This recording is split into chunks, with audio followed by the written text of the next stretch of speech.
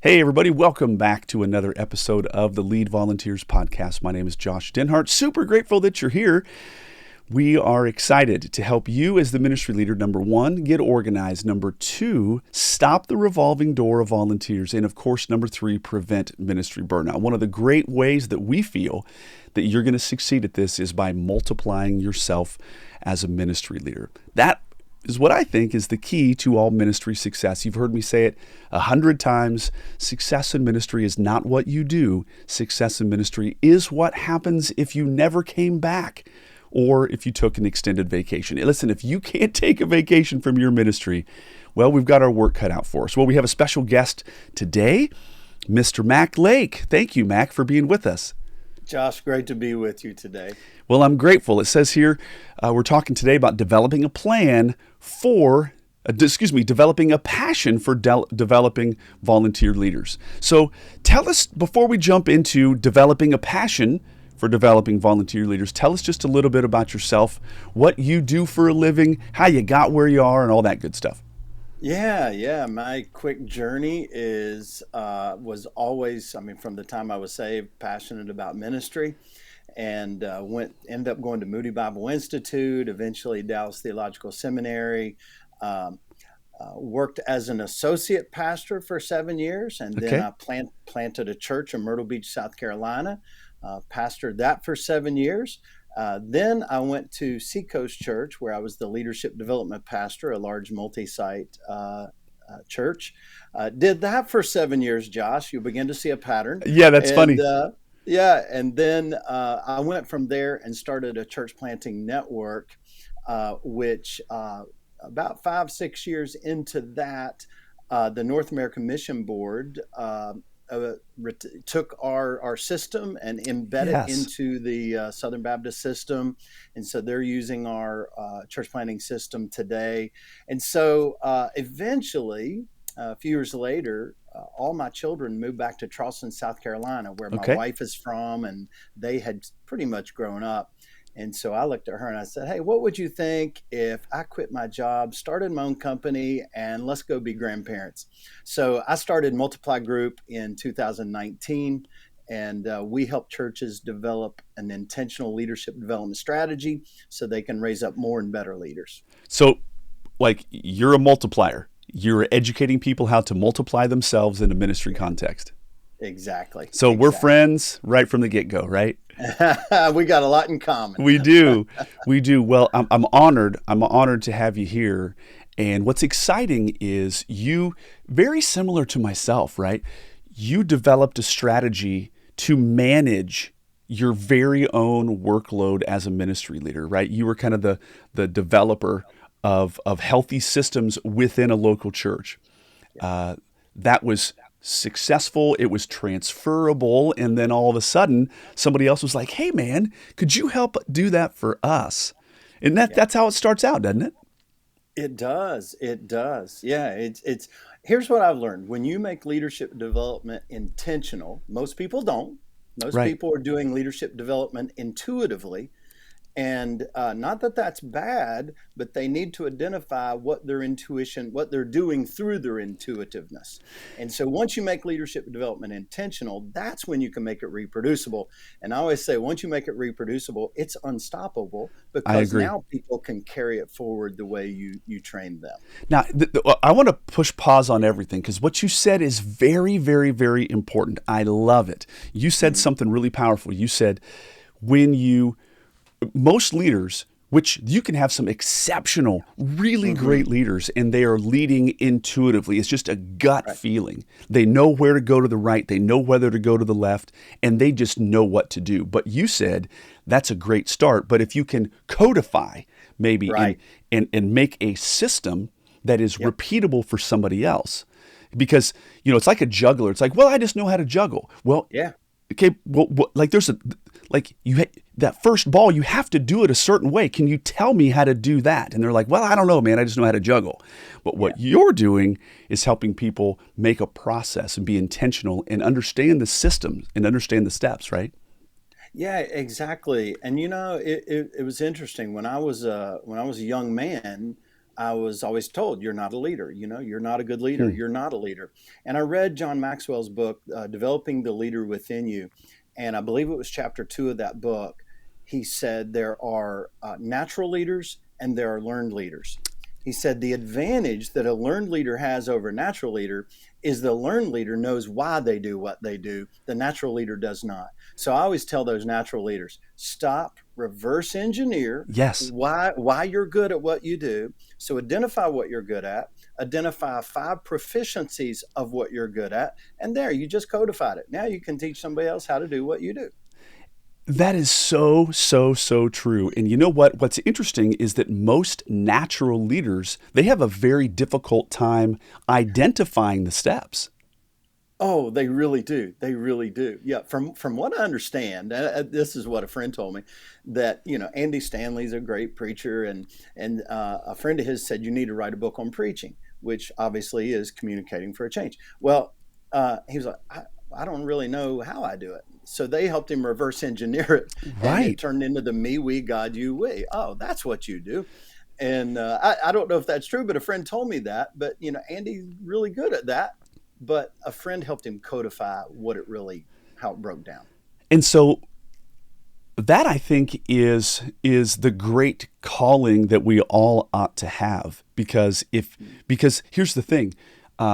If you can't take that which you are successfully doing and parlay that to somebody else, it's a short-lived, your life only ministry.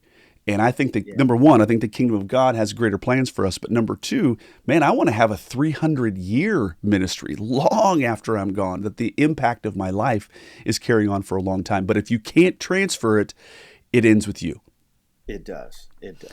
Well, I'm excited. I'm excited to talk today. So here's the thing, Mac. We have 3 big buckets. Let's define it, let's develop it, and then, of course, let's do it. Teaching people like, hey, what would we do here? How do we make this happen? So why are you passionate personally about developing volunteer leaders? Talk to us about that. Yeah, it really goes back to my story when I was a kid. I was saved when I was 9 years old, little country church in West Virginia. High attendance would have been 70. Okay. And I was just passionate for Christ. I was passionate for the church, but I was extremely painfully shy. Okay. And I knew I wanted to give my life for kingdom causes, but yet didn't feel qualified because I was so shy. And even when I was like, well, I want to go to Bible college because I want to learn the Bible more. And I looked at my mom one day, I remember, as a 17-year-old, 18-year-old, standing in the driveway going, I can't go to Bible college. I'm not qualified. And she said, you're ready. That means you're ready. When you say that means you're ready, And, yeah. And so, but then, I started trying some things in ministry, and, parents would come to me, Mac, you're a nice guy, but I was leading the youth, but you're just not a leader. And so that just was constantly coming at me. But then one day, it was when I was in seminary, a pastor came to me. We were going to his church. He said, hey, I'm going to give you a book, an audio, an article, and I want you to meet with me every Tuesday. How about it? I want you to come in my office. I want you to ask me questions about that leadership topic. I'll answer them. And so every Tuesday I'd show up and I'd say, okay, here's what I read. Here's what I listened to. Here are my questions. He would answer questions. I would take notes. But then he changed it on me. And a few months into it, he was like, now that's a good question. What do you think? And he started forcing me to answer my own questions, made me think. And then after a few months, he changed it again. He's like, that is a great question. What do you think? You're the expert.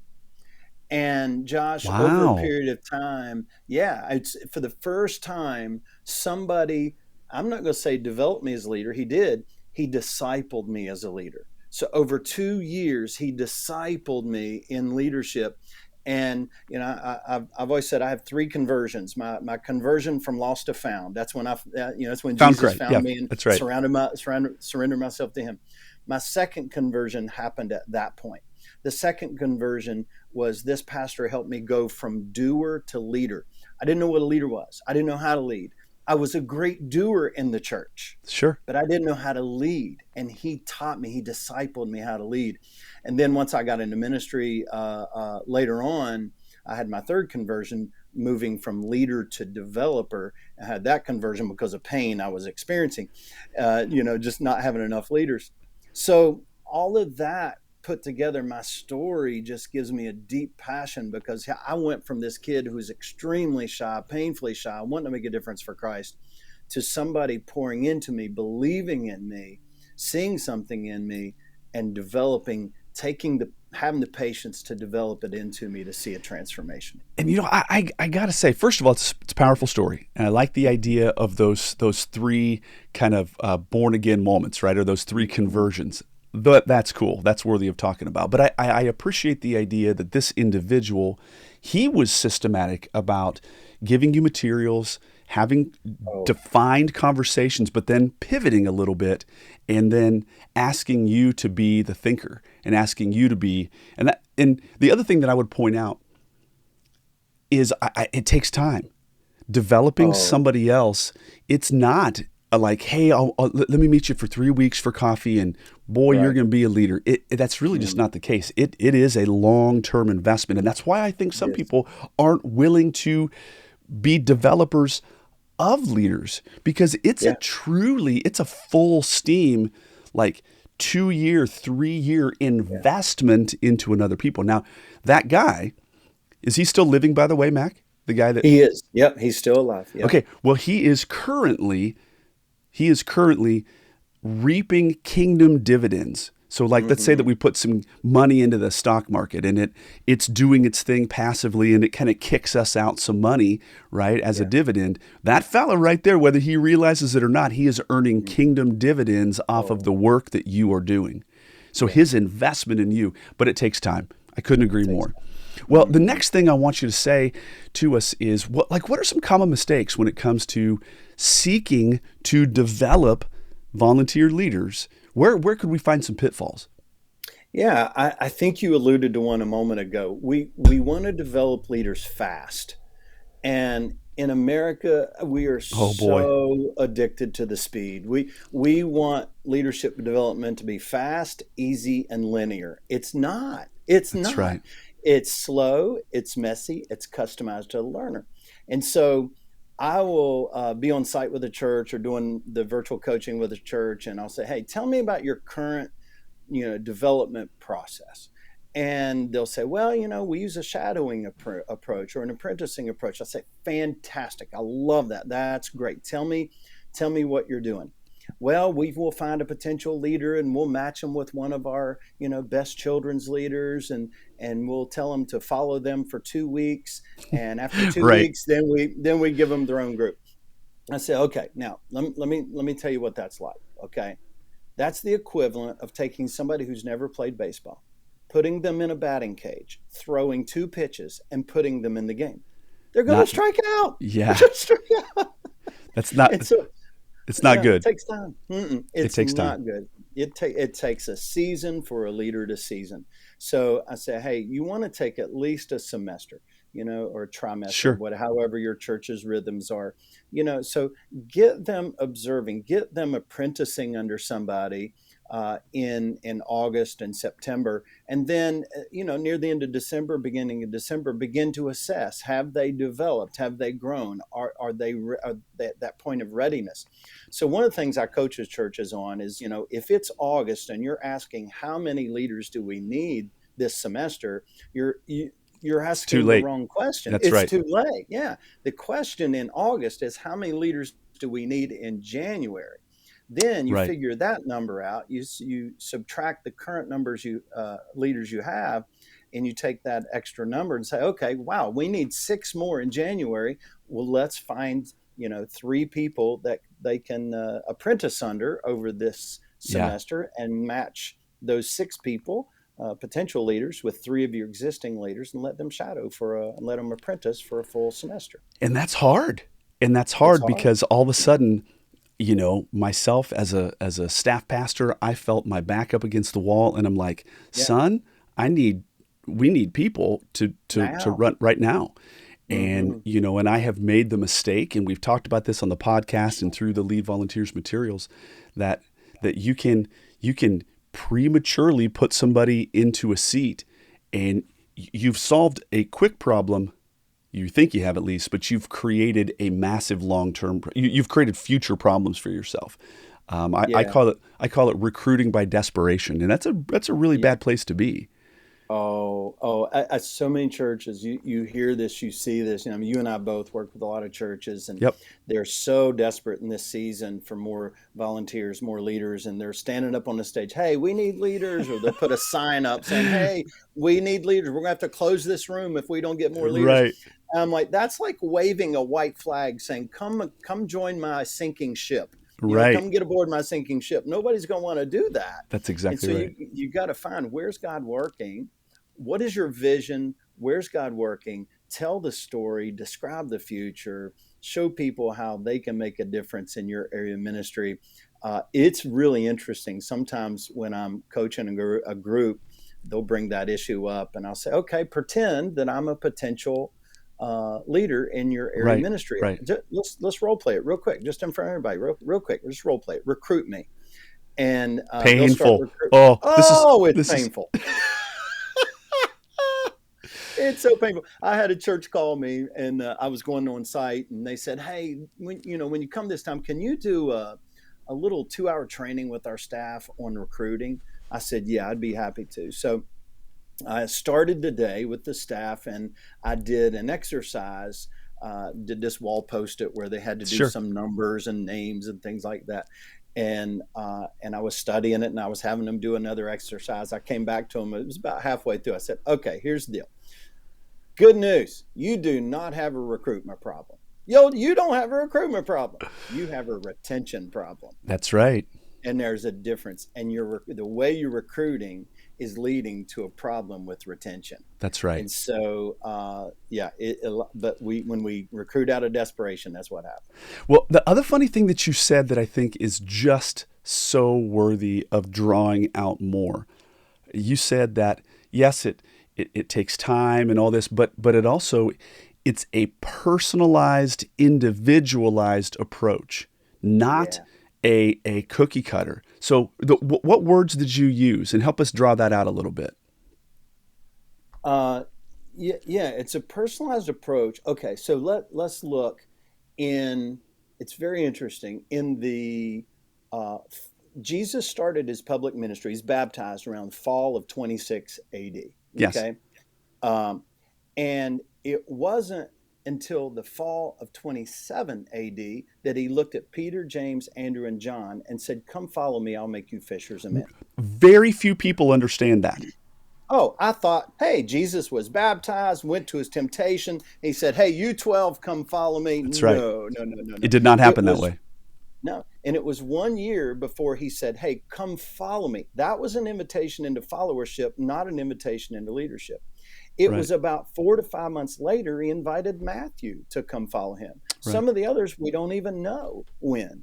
And so it wasn't this all at one time type of thing, except when he invited them into leadership. Right. And so it was 21 months into his public ministry. Jesus went on a mountain. He prayed all night, which is an important part of that story, So here he spent a year doing his ministry. He was watching, seeing who was showing up, who was hungry, who was showing up, who was being faithful. Then he began to recruit some of those as disciples, as followers. That's when the Pharisee opposition began to intensify. Right. Are these guys going to stick around, or are they not? And then it was 9 months after he called Peter, James, Andrew, and John. 9 months later, goes up on the mountain, prays, comes down from the mountain. And this, Luke tells it, and it's fascinating the way he tells it. He says, "And Jesus called his disciples to himself, and from among them he chose 12. There you go. So there were more than 12 who were his disciples. 12. Yeah. And at that moment, he went, you, 11, 12, you 12 come follow me. Everybody else, you're dismissed. You can go home. Jesus was highly strategic in the way he recruited volunteers, and even more strategic in the way he recruited his leaders. And so we've got to learn to slow down, think through the processes. One of the things I help churches do is build a process map for onboarding and training their leaders, because they don't have one. we just got to be more intentional, more relational. And that's the thing. People go, oh no, you want us to build out a process map for onboarding people? Doesn't that feel a little impersonal? Yes, it does if you execute it in an impersonal manner. Exactly. So what I say to people is a process allows you the structure by which you can be the most personal. Oh my goodness, yes, yes. And I always tell them too, hey, listen, the onboarding process is the microfibers of discipleship. Yeah, it's Okay. the real fine stuff. Oh, it's the real fine stuff, because what you're doing, somebody, when you say, hey, would you like to be our, fifth and sixth grade girls small group leader? And that person prays about it and comes back, says yes. They're not just saying yes to you. They're saying yes to Jesus. And That's so right. now it's my responsibility to steward that. And if I Yeah. don't have a process for stewarding it, I drop something. You're fumbling all of the time. Oh, yeah. Well, my fumbles leads to their failure. It does. And that right there, my fumbles leads to their failure. And then all of a sudden, as a leader, you're like, why, these people are just not committed. No, son, it's actually you. If you really want to do the math, this is a leadership failure in your court. Yes. And I think another thing that's important that you mentioned, and I've studied this through the scriptures. I don't think the majority of people understand this, that Peter, James, John, and Andrew, like, Jesus just didn't walk up to them on an absolute random day and say, come follow me. Right. I mean, they were a part of the crew. He knew them. He knew them. He knew them. For a year. I got goosebumps. I wish people understood this more, because it isn't, people are like, wow, I've heard this preached. I've heard this shared. Jesus must have been so charismatic that he walked up and these people dropped everything to follow him. Did not happen that way. No, not at all. Not at all. And so it comes down to, in a really intentional way, knowing people. That's why I tell people, listen, your first year and a half is the hardest in a brand new setting, because they don't know you, you don't know them, and it's out of relationship that you really can do your best and greatest work. Well, any other common mistakes before we hit how do we pull this off, and do this ourselves? Any final common mistakes? Yeah, I would say, you see it too. So many people will identify potential leaders or volunteers, and they get them to say yes, and they put them in a position without any training whatsoever. Right. And, so they'll go, oh, we need a new leader. We need a new leader. And they look around in the pews and they go, oh, that person's not ready. That person's not ready. Oh, that person's ready. And they grab that person and put them in the seat. And they go, hey, pastor, I just developed a new leader. No, you didn't.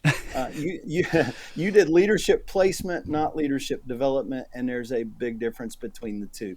And this is what's hurting the church today, is we have defaulted to leadership placement rather than leadership development. And it hurts those people that you just placed. That's that's the worst part, is because that person who may feel this initial surge of excitement, they may even feel a calling from the Holy Spirit, but once they're in that setting and they feel so ill-equipped, it's like holding that number 2 pencil and you don't know any of the answers. And you're like, no matter how hard I squeeze this pencil, I just don't know what I'm doing. And that's a terrible place to be. And so all of a sudden then they begin to question whether or not they heard from God, whether I was like this. I think I made a mistake. No, you didn't make a mistake. You've just not been developed. Yeah. And you said this earlier, what happens is we recruit somebody, we put them in that position, and then they drop out 1 month, 2 months later, and we go, I knew they weren't committed. And we blame their commitment, when really we got to look at, really what happened. That's right. They did have the commitment. I didn't do the development. And so they didn't have the competencies. I never developed the competencies in them. And because I didn't develop the competencies in them, they didn't have the confidence. And because they didn't have the confidence, that's why they quit. People don't like to fail. No. They don't like to feel like they're doing a bad job. So that lack of confidence is what pushes people, causes people to push away. We blame their commitment when it's really our fault, because we didn't develop their competencies to give them the the confidence they needed. It's so true. And the other thing that I think is so important to point out is that this is, we deal with a Peter way different than we deal with an Andrew. And you have to get to know individual people. Well, close us off here. How do you go about doing this? Like, what would be a step one, a step two if somebody's like, okay, wow, get it, Mac, I feel called out in an appropriate way. I see that the problem really lies with me. Where should we start? Yeah, I always start with the philosophy of development. Mm-hmm. If you don't have the right philosophy, you won't have the right behaviors. I agree with that. And so, so this is what I call the operating system. It's the triad of development. 3 overlapping factors. So years ago, I was going, okay, how do people change? How do people change? Mm-hmm. And I began to realize, it's 3 overlapping factors. First, there's knowledge. So if I want to have a great golf swing, I have to read an article on 5 steps to the perfect golf swing. That doesn't make me a great golfer. It gives me the knowledge. But it's a good start. It's a good start, yeah. Then there's experience. I have to try the thing that I've been learning, Yes. So I grab a 9-iron, I swing 1,000 times in my backyard, and that still doesn't make me a great golfer. Right. In fact, if I'm swinging wrong, and I'm embedding that bad habit into my swing, it's getting worse. Yeah. There's so many small group leaders, children, students, and adults who've been leading groups for years and with bad habits, and they're getting worse as small group leaders, not better. Right. And so it's the third factor that we have to have. So there's knowledge, experience, and then there's coaching. And so the coaching is, okay, I read the article, it helps me think about the 5 steps of the perfect golf swing. I go out in my backyard and I try it. I swing 1,000 times. But now this time, my coach is watching me, and he's talking back to me going, head down, left arm straight, bend those knees, follow through. An outsider's observing. Outside. Yes, yeah. And so you got to start with that philosophy. And then let me illustrate the second thing this way. And again, these aren't steps yet, but the second thing is we've got to look for willingness, not just readiness. So years ago, a young guy in my small group came to me and said, Mac, I want to do what you do. I said, what do you mean you want to do what I do? And he said, I want to lead a small group the way you do. Man, we love each other. We got community with each other. We're growing spiritually. We're serving together. I mean, all these things. And he said, I want to be able to do that. The whole time he's telling me this, I'm standing there smiling at him. But in my mind, I'm thinking, you can't do what I do. You're not ready. Right. And so he persisted. So finally I said, okay, Roger, here's what we're going to do.